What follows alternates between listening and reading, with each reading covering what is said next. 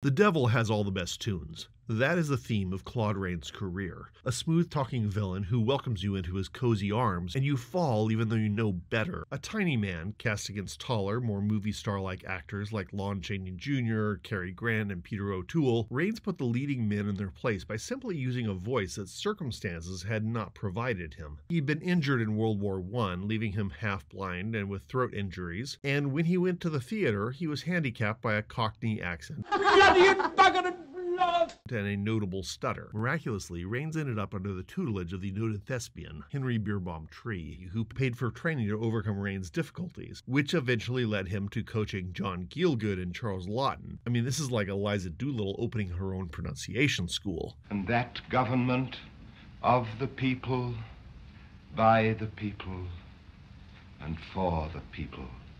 I see no reason for prolonging this conversation unless you're planning to knock over a fruit stand later in the evening. Claude Rains launched his impressive career exactly as you'd expect. His theatrically trained voice took the place of his face. Sure, he had piercing eyes and a tough demeanor, but it was that mellifluous voice that projected him to stardom. But we'll get to that in a minute. For now, here's my favorite Claude Rains rank. These are purely based on Rains' performance, not on the quality of the films. Well, I do cheat here and there a little.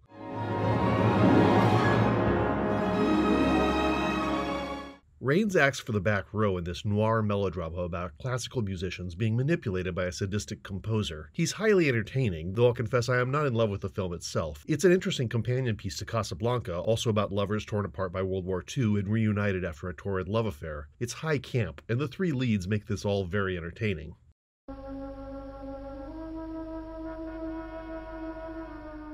Like I said, this is based on performances, not on movie quality. In his brief scenes as Herod, Rains presents the man who slaughtered a whole village of babies as a wounded, weak ruler grasping at straws. He rises above the Hollywood cheese of this film, and is genuinely scary in what turned out to be his final role.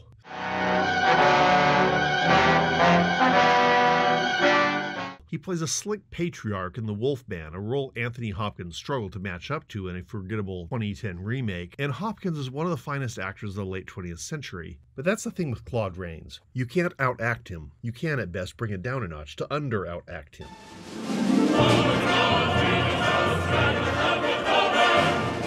His soft-hearted Spanish ambassador in the Seahawk coaxes the English while plotting to stab them in the back with an armada. Throughout the film, it's obvious that while he loves Spain, Don Alvarez loves his niece even more.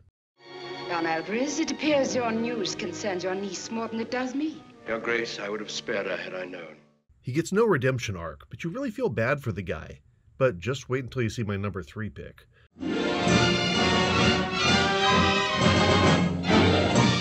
His effeminate Prince John in The Adventures of Robin Hood is maybe less effective.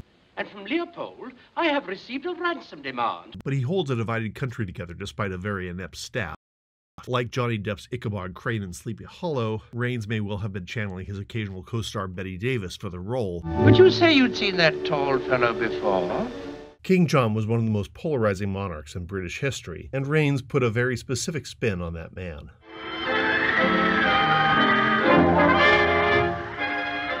Wales' version of the H.G. Wells science fiction classic is about absolute power corrupting absolutely. Dr. Riffin finds himself drawn deeper and deeper into depraved behavior once he's free from any consequences. Wales was clear that he didn't care what Rains looked like, he just wanted that voice. He begins measured and intellectual and ends up cackling like a madman. Rains essentially reprised the role in Phantom of the Opera many years later. And then in a less gothic interpretation as the revered Senator Joseph Payne, which leads me to...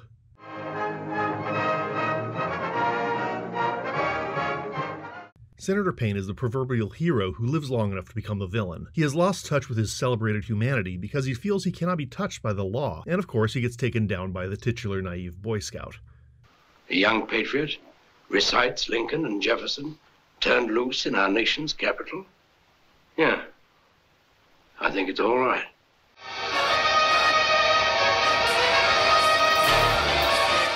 Notorious has a reputation as one of Hitchcock's masterpieces, but for me the thriller feels a little rushed and lifeless. Until Rains arrives. If the movie has one flaw, it's that Rains is really too good. His murderous Nazi scientist is far more sympathetic than either of the romantic leads.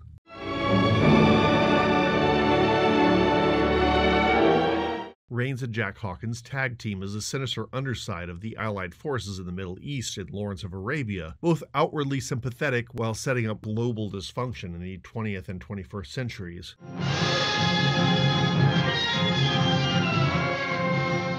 Rains' most beloved performance, however, is much more low-key, and somehow he never feels like a villain, although by all metrics he is one. As the diplomatic, slippery chief of police, Captain Renault in Casablanca, Rains does many, many bad things. He blackmails women for sex. He executes whomever is most convenient to be killed. I'm making out the report now. We haven't quite decided whether he committed suicide or died trying to escape. He welcomes the Third Reich and Mussolini's inept agents into his city and oversees at least 2 murders in the course of the film, one of an inept spy and another of a Nazi general. But in the end, Renault is a patriot, and he throws everything away to protect Rick, one of the film's murderers, Round up the usual suspects. and leave his job for a chaotic quest to free France from the Nazis. It's a little unfair to credit Rains with the amazing string of one-liners that Captain Renault is gifted with. How extravagant you are, throwing away women like that. Someday they may be scarce. And remember, this gun is pointed right at your heart. That is my least vulnerable spot. I was informed you were the most beautiful woman ever to visit Casablanca. That was a gross understatement. I'm shocked to find that gambling is going on in here. I'm only a poor, corrupt official. But like the rest of the cast, he tosses them off as though he had thought of them himself. Yvonne, I love you, but he pays me. There are a few actors who I'd follow into any role. Christina Ricci, David Warner, Kara Hui, Toshiro Mifune, Jet Li, Jimmy Stewart, T. Lung. Claude Rains ranks high on that list. I mean, who's mad that Rick Blaine ends up with Captain Renault instead of Ilsa? Nobody. Louis, I think this is the beginning of a beautiful friendship.